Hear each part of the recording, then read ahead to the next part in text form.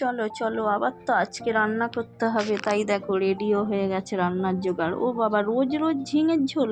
আজকে আবার তো কই মাছ এনে হাজির। দেখো আজকে আবার কই মাছের ঝোল খাবে, দেখেছো কাণ্ড।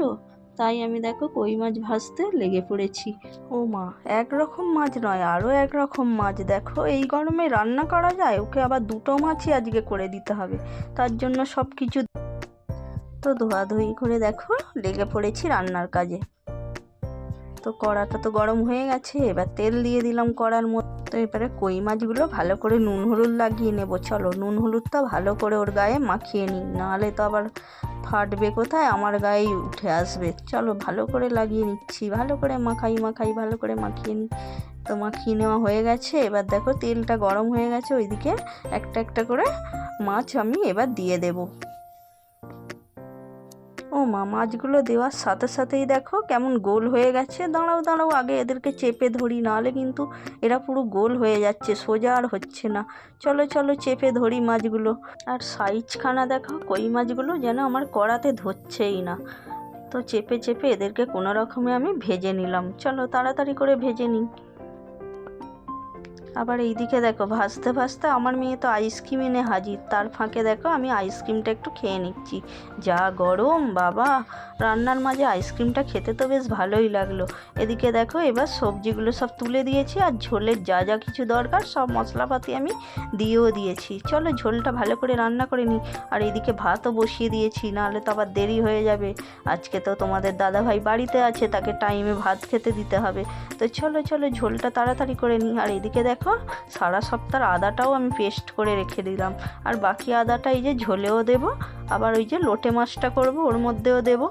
তো এই যে আদাটাও দিয়ে দিয়েছি, দিয়ে এবার ভালো করে নাড়াচাড়া করে নেব। তো এই ঝোলের মধ্যে দেখো আর কি কি মশলা দিতে হবে সেগুলো কিন্তু আমার মনে ছিল না, আবার দিয়ে দিচ্ছি। জিরে, ধনে, মৌরি সব কিছু দিয়ে দিলাম, দিয়ে ভালো করে আবার নাড়াচাড়া করব। এই দেখো এটা হচ্ছে ধনে গুঁড়ো দিলাম, 2 চামচের মতো ধনে গুঁড়ো দিয়ে দিলাম।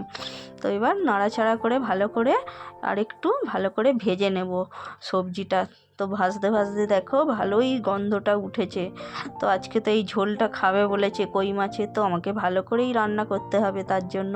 তো এই দেখো ঝোলটা ভালোভাবে নাড়াচাড়া হয়ে গেছে, দেখো জলও ঢেলে দিয়েছি। এবার কিছুক্ষণের জন্য চাপা দিয়ে দেবো যাতে সেদ্ধ হয়। এইদিকে দেখো একদিকে ভাতও বসিয়ে দিয়েছি, ভাতটা হতে থাকছে। চলো চলো একবার দেখে নিই তরকারিটা সেদ্ধ হলো কি না। তো এবার ঢাকাটা খুলে সেদ্ধ হয়েছে কি একবার দেখে নিলাম। ও বাবা, অনেকটাই তো সেদ্ধ হয়ে গেছে। এবার মাছগুলো তো তুলে দিতে হবে, তাই একে একে দেখো কই মাছগুলো ভালো করে ঝোলের মধ্যে তুলে দিচ্ছি। দিয়ে আরেকটু নাড়াচাড়া করে একটু লবণ দিয়ে আমি আরও একবার ঢাকা দিয়ে দেবো সেদ্ধ হতে। তো চলো এবার ঢাকা দিয়ে দেওয়া যাক, জল তো দিয়ে দিয়েছি। তো কিছুক্ষণের জন্য ঢাকা দিয়ে দিলাম। দেখো আবার গ্যাসটা একটু কমিয়েও দিলাম, এদিকে ভাতটা তো এখনও হচ্ছে। তো মাছগুলো আমি একটু আলাদা করে নিয়েছি, নাহলে কিন্তু তোলার সময় ভেঙে যেতে পারে।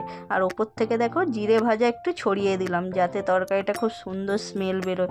তো খুব সুন্দর একটা স্মেল বেরোচ্ছিলো। আর তোমরা এই গরমের দিনে এই ঝোলটা কিন্তু খেতে পারো। এই ঝোলটা খেলে কিন্তু পেটও ঠান্ডা থাকবে আর শরীরও ভালো থাকবে। তো ঝোলটা দেখো আমার রান্না করা হয়ে গেছে। এবার মাছগুলো যে আলাদা করে তোলা ছিল এটা এবার ঝোলের মধ্যে আমি দিয়ে দিচ্ছি। তো চলো ঝোলটা তো হলো, এবার আরও একটা মাছ তো আমায় রান্না করতে হবে, আগেই দেখিয়ে দিয়েছি। তো এবার লোটে মাছের জন্য আমি টমেটো পেঁয়াজটা দেখো কেটেই রেখেছি, আর লোটে মাছটা নুন আর হলুদ লাগিয়েই রেখেছি। তো এবার এটা রান্না করার জন্য আমি কড়াতে গরম তেল দিয়ে দিলাম, এর মধ্যে পেঁয়াজ আর টমেটোটা ভালো করে ভেজে নেব। চলো লাল লাল করে ভালো করে ভেজে নিই। এর মধ্যে সেই বাকি আদা বাটাটা দিয়ে দিলাম। তো লবণ হলুদ সব কিছু এবার দিয়ে দিয়েছি। তো ওদের শেষে একটু লঙ্কার গুঁড়ো দিয়ে দেবো যাতে করে একটু ঝাল হয়। আর লোটে মাছটা জানো তো ঝুড়ো খেতেই আমাদের ভালো পছন্দ করে। তো তোমরা লোটে মাছ ঝোড়ো খেতে কে পছন্দ করো অবশ্যই কমেন্ট করবে। এটা ঝোলও হয় কিন্তু এই ঝুড়িটাই বেশি ভালো লাগে খেতে। আর দেখো শেষে লোটে মাছটাও দিয়ে দিলাম। এবার এই ব্যাটাকে ভালো করে নাড়াচাড়া করতে হবে। এটা যতক্ষণ না গলে পুরো এর সাথে মিশে যাচ্ছে, মানে গলে পুরো ঘেঁটে হয়ে যাচ্ছে, ততক্ষণ পর্যন্ত একে নাড়িয়েই যেতে হবে। আর নাড়াতে নাড়াতে পুরো শুকিয়ে যাবে, তখনই জানবে মাছটা পুরো রেডি হয়ে গেছে। তো এটাকে এখন নাড়াতেই থাকবো। তো এরপর এই দেখো এর মধ্যে কাঁচা লঙ্কাও দিয়ে দিয়েছি। এই দেখো ঘাঁটতে ঘাঁটতে এর অবস্থা এরকম হয়ে গেছে। এবার কিন্তু মাছটা পুরো রেডি হয়ে গেছে, আর খুব সুন্দর একটা স্মেল বেরোচ্ছিল। কারা কারা এই ঝুড়িটা খেতে পছন্দ করে অবশ্যই আমাকে কমেন্ট করবে। আমার কিন্তু লোটে মাছটা রান্না করা হয়ে গেছে। এবার দেখো এটা আমি তুলে নিচ্ছি। কিন্তু তুলে নিলে কি হবে, ভাবলাম বোধহয় এই রান্নাটা করেই আমার শেষ হয়ে যাবে আজকে রান্না করা। ও মা, এদিকে মেয়ে বায়না করছে তাকে একটা ডিমের ভুজিয়া করে দিতে হবে, তবে সে আজকে ভাত খাবে। কি আর করব বলো, মেয়ের বায়না তো আর ফেলতে পারি না। এদিকে দেখো একটু পেঁয়াজ কেটে একটা ডিম ভেঙে দিলাম তাকে একটু ভুজিয়া করে, তার জন্য একটু দেরিও হয়ে গেল। আর গরমে যত রান্না করতে আমার ভালো লাগছে না, তবু সেই একটার পর একটা এদের বায়না মেটাতে মেটাতেই আমি শেষ হয়ে যাচ্ছি। আর কি করব বলো, ডিমের ভুজিয়া বানাতে আর কতটা সময় লাগবে, তাই ওকে বানিয়েই দিলাম। একটু লবণ দিয়ে, একটু হলুদ দিয়ে, লঙ্কা দিয়ে একটু ঝাল ঝাল করে ওকে একটা ডিমের ভুজিয়া বানিয়ে দিলাম। ও বলছে এটা আজকে আমার চাই, নাহলে আমি ভাত খাবো না। তো চলো ডিমের ভুজিয়াটা বানিয়েই ফেলি। এদিকে তো ডিমের ভুজিয়া বানানো কমপ্লিট, আমার রান্না শেষ হয়ে গেল। ও বাবা, এই দিকে আবার দেখি আমার বর একটা কাঁঠাল ভেঙে বসে আছে, কেননা আগে থেকেও ভেঙে রাখলো, ভাত খাওয়ার পরে কাঁঠাল আর আমটা নাকি খাবে, তাই আমটাও কেটে রেখেছে। চলো চলো এবার ভাত খাওয়া শুরু করে দিই। তো সবাইকে টাটা, এবার দেখা হবে অন্য একটা ভিডিওতে।